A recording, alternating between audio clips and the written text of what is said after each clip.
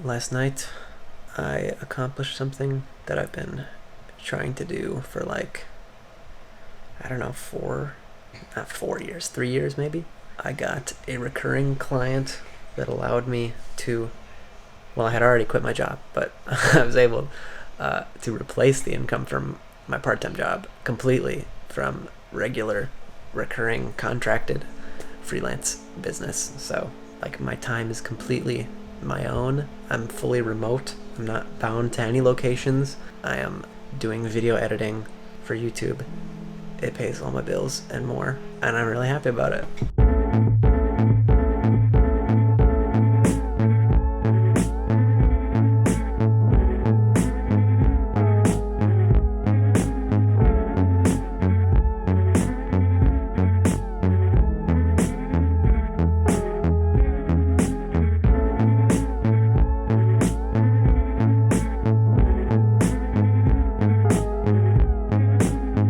So it doesn't even feel true to say yet that so quickly after I seemingly recklessly quit my job, I am already fully self-employed.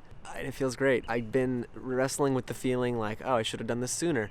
But at the same time, I think that, I definitely had spent all the time that it did take me to get to this point, turning myself into the person with the habits that actually was going to be able to deliver on the promise of, the service that I'm delivering to my freelance clients. So yeah, I'm doing it. I'm freelancing full time. I'm editing people's YouTube videos. So I've watched so many how-to videos about this exact situation, being a full-time online entrepreneur or freelancer or whatever, tried to follow a lot of different advice. But as you may guess, I eventually just kind of came to the conclusion that I had to do what was uniquely applicable to my situation, So I am going to explain what uniquely worked for me, and it might even sound like a lot of videos you've seen about this kind of thing already, but yeah, I'm going to tell my story, and if hopefully there's something in it, that maybe shed a bit of a different perspective on the way this story tends to play out that you've seen online. Hopefully something different about my unique way of doing it will help you out.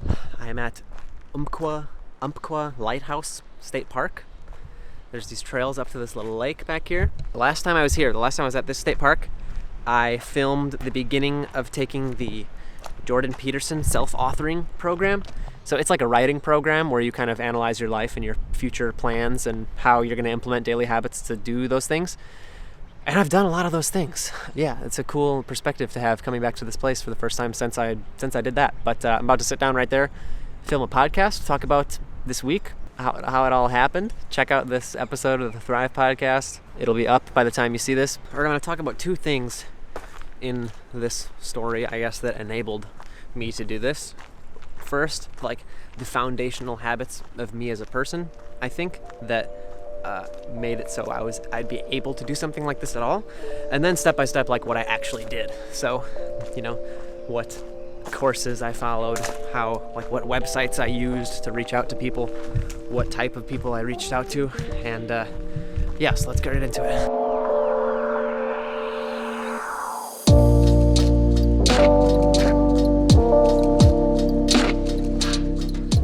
So I tried a few things before I landed on freelance video editing, and when I think about it, you could boil it down to me just not working hard enough at these things, or these things just not being what actually I liked doing and fit into what I wanted to do, So I tried social media marketing. The Ty Lopez social media marketing course was the first thing, was my first investment to myself into entrepreneurship. I worked for a dentist for social media. I tried photography, videography, and I still am very, very into that, I like it a lot. But trying to do it as a service was something that I tried to make work for a really long time. And, I realized as I'd been editing videos myself this whole time for my YouTube channel that editing was the habit that I did the most. So, after, 4 years of being on that, trying to do something for myself, I came to video editing.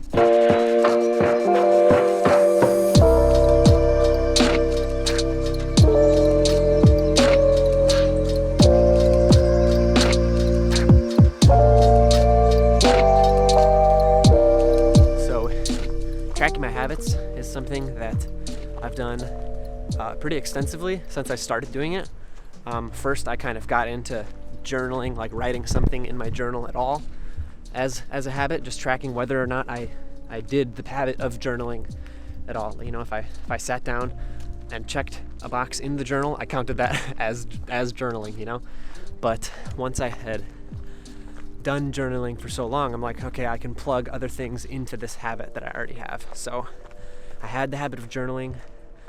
Then video editing was one of the things that I tracked, along with like working out, flossing, yoga, taking photos. And I realized after like 6 months of habit tracking that the thing I did the most was edit videos, not take photos, not take videos, not, some other service that I was trying to provide for Freelance. So the advice to take from this, I guess, is what are the things that you're doing a lot of? And that's going to tell you two things. One, that you're doing a lot of it already, so it's a habit that you can keep doing because it's something you do a lot. And you're probably pretty good at that thing if you do it every day, or at least better than someone that doesn't do it every day. Like one of my video clients is like, he was telling me that, he edited videos, but when I do it, it's better. So, like, just straight up, that, you're probably, you just have to be better than the person that's paying you at the thing.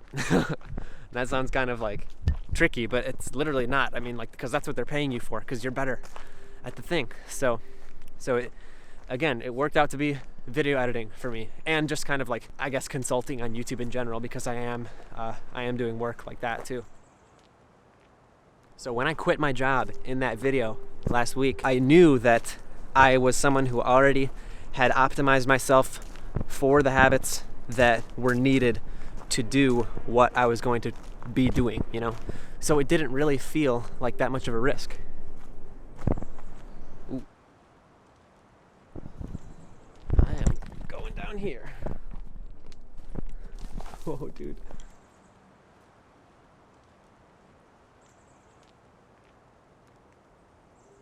Okay. Somebody's already down there.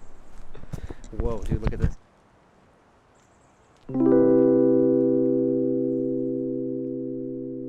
There's so much that is alive in these forests here in the Pacific Northwest. The things that are growing have things growing on them too.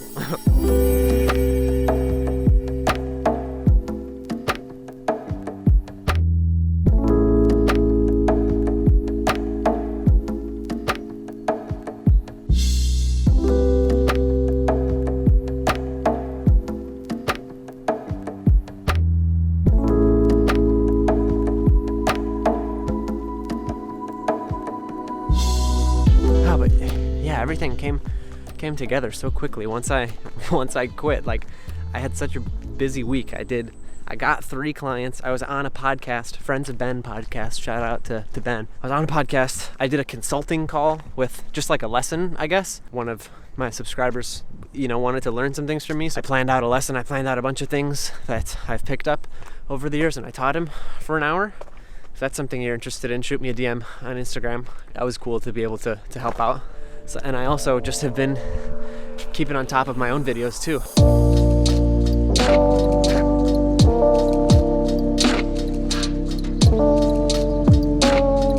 There's the guy I interrupted earlier. Okay, so what did I actually do step by step? These would be the steps in my online course if I was selling one. So first of all, I got good at editing, right? The skill that I'm selling, the service I'm providing. Step 0. Okay. So then I did follow an online course to do, I think, like the main part of this was I followed a course called The Key Steps to Creating an Effective Portfolio That Converts by my guy Ty Turner. I've done a review of this course, actually. If you want to check that out, I'll link it up where videos are linked. It taught me how to tell my story in a way that demonstrated that I was the perfect person for the position that I was making a portfolio in. That took practice. I didn't just make one the first time following the course and succeed. It was the 3rd portfolio I actually made following what I learned in that course. First, I did my coffee media productions portfolio reel, kind of figured out where I could improve. Then I made the promo reel for my the wedding editing film business that I talked about last week. And then I made another one basically marketing me specifically as someone who could edit videos for YouTube. It was like a 3-4 minute video describing how I first started making videos, how my skills had progressed over time, how my skills now apply specifically for this purpose, making YouTube videos for you, the client. And I just got a little better at telling my story in a way that made people think like, oh, this guy is the guy for this job. And then the next thing I had to do was find people who were looking for guys to do that job, you know? So what I did was I made an account on Upwork. It's a freelancing website. People post jobs that they need done. The place that people are posting jobs for whatever freelance thing you're trying to do might be different, but a lot of video editing work happens from Upwork. It can tend to get like a race to the bottom, you know? People are just finding who can do it for cheaper, but making this video portfolio and reaching out with that is what was the just freaking right hook that set me apart from every other applicant on that site. So I knew that that portfolio was effective because of the conversion rate of it. I think I applied to 13 jobs on Upwork. 4 people responded to my proposal, and 3 of those people, based on the work I did for them, became clients. So in terms of just like the funnel, the sales funnel, like that's a high percent. Like these are people I'm working with regularly now and they fill my plate, you know? My tips for Upwork specifically is definitely make a video portfolio of yourself for the skill that you are trying to be hired for. I really think the principles that I learned in that course that I took could be applied to any freelance skill. Definitely anything creative. Maybe even something like service, like, dude, if you're a plumber, you can tell your story in a way that makes people that need plumbing think like, this is the plumber for me, you know?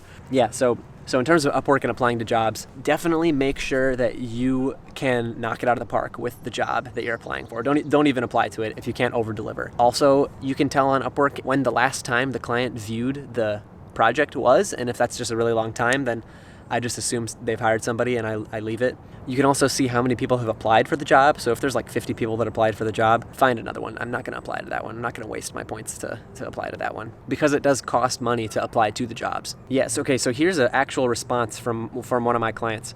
I took a look at your video and I've got to say, I like your attitude and I found it refreshing to see a video resume to break up the monotony of all the other applicants. So it really is a key thing to get that video portfolio that tells your story in the best way possible. And yeah, I set the trap, the people funneled in, and I snatched them.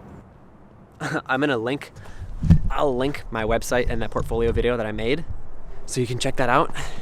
On the off chance you need an editor for your YouTube videos, hit me up as well. Yeah, I'll link my website and the review I did of the course where I learned all that stuff.